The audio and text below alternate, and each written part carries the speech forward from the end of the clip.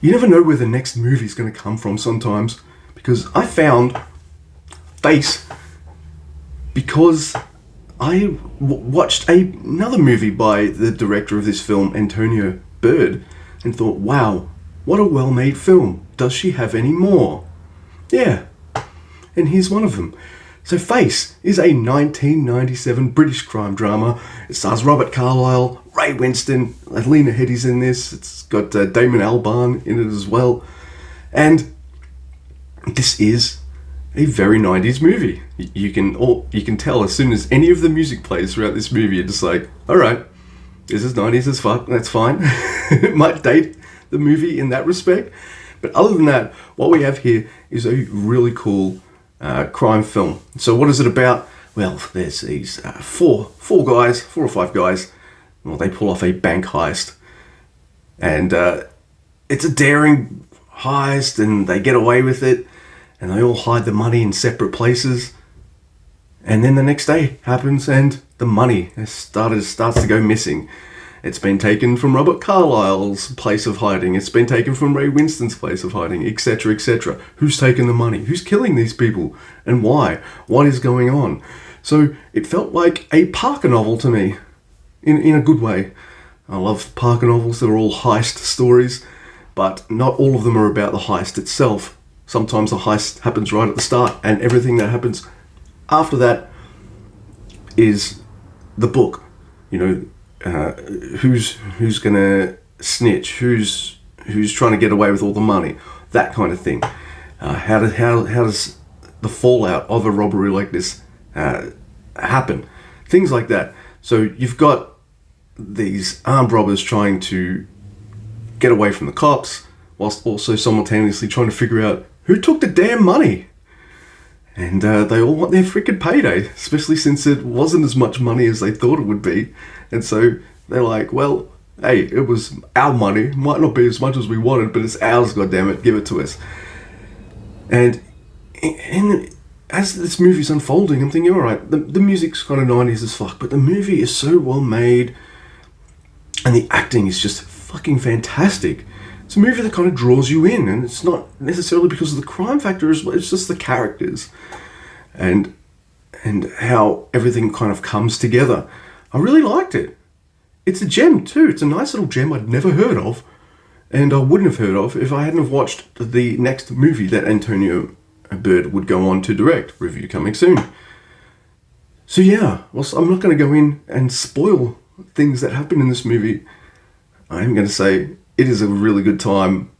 Your mileage might vary depending if very, very 90s things are crap or a bit dated for you, but that's in my wheelhouse as a teenager of the 90s. I love shit like this. Now, this movie does something that should piss me off, but it doesn't. And it's just a credit to the way the film is made. But there's flashbacks. There's the use of flashbacks in this movie, but they're really good. It's generally like, alright, for example, Robert Carlyle is doing something, and he'll just see cops, and it'll remind him of a protest he went where the cops were very brutal and things like that towards the protesters. And it cuts to like him looking at the cops now, and you can just see I don't like them. And it's because of those reasons. Like, you can see why this man went to a life of crime. He's just like, I don't like these motherfuckers, so I'm just, you know what? I'm going to do things my own way. That kind of thing. So those use of flashbacks were great because they weren't long sequences either. It was boom, Robert Carlyle's face, boom, quick flashback, only takes like a few seconds, then back to Robert Carlyle in the present. And I like it when flashbacks are done like that. It usually annoys me when there's long, extended flashback scenes. I'm just like, why are we going backwards? Tell the story going forwards. So yeah, this movie had some great twists. I really dug Ray Winston wearing a Doctor Who t-shirt, more specifically a Dalek one. So props for that. Not only that, the movie had some really good twists and turns. All the character motivations made sense.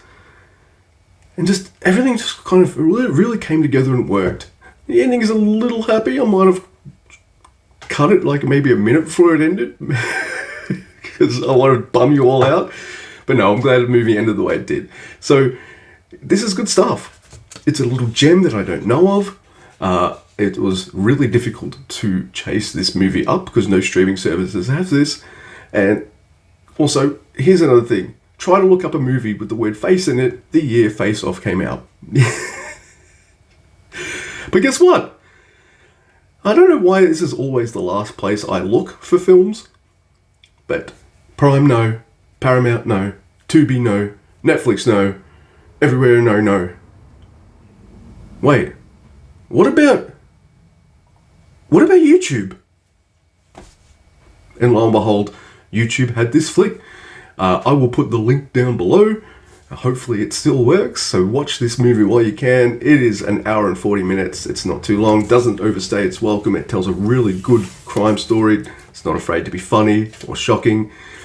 And just be kind of normal, I guess, in people's day-to-day and all this kind of stuff. It feels really grounded and gritty and kind of real. I liked it. I liked it a lot. So, 8 out of 10. Yeah. Tonya Bird. She makes really good films. They're well made, amazing performances.